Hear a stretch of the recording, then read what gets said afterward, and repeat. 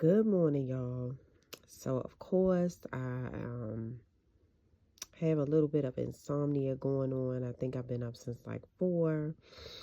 And I said, you know what? I'm going to play around with these primary colors. So, yellow, red, and blue. And then I always try, I'm not going to say always, but most of the time, I add this quinacridone nickel azo gold into my mixture. I really love the effects of that sometimes. And so far, this is what I came up with. So first it was green, and then I kept adding parts of yellow and parts of red and parts of blue. And then I ended up with this nice chocolate brown color. And then I added a little bit of my quinacridone, and I might not be saying it right, but nickel azo gold color with it. And so I made this mixture for a future kit that I want to paint. And if I like how it comes out, and I usually test that out in my first 2 initial coats of skin tone. When I add the skin tone the first time, I see how it looks on the kit. And then if I like it, I move forward with it, because those washes was what it's called when you're air dry painting. When you add your first, when you add layers, you're adding washes.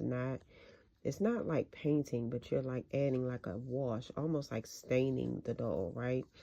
So what I'm doing right now is adding water to this mixture.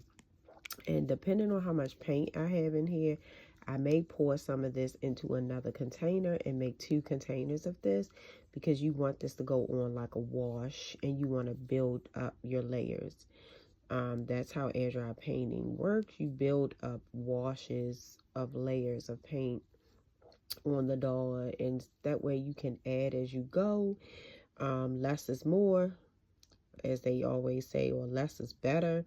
And then you build as you go. But I just wanted to come on and talk about how I've been mixing these paints. And today I said, you know what, I've heard so much about the primary method and primary colors. I said, I'm going to play around in the paint lab, as I call it, and I'm going to see what happens. So I'm going to add some more water to this. I'm going to thin it down. I'm going to stir the bottom, because paint settles at the bottom.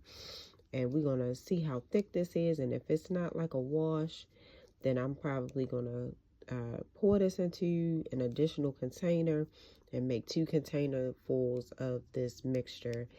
And if I like it, even if I don't, sometimes what I have been doing is I have like 3 or 4 different skin tones that I've made so far. And sometimes I have been combining them as I'm painting the babies.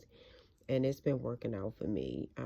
But anyway, have a great Saturday. Bye-bye.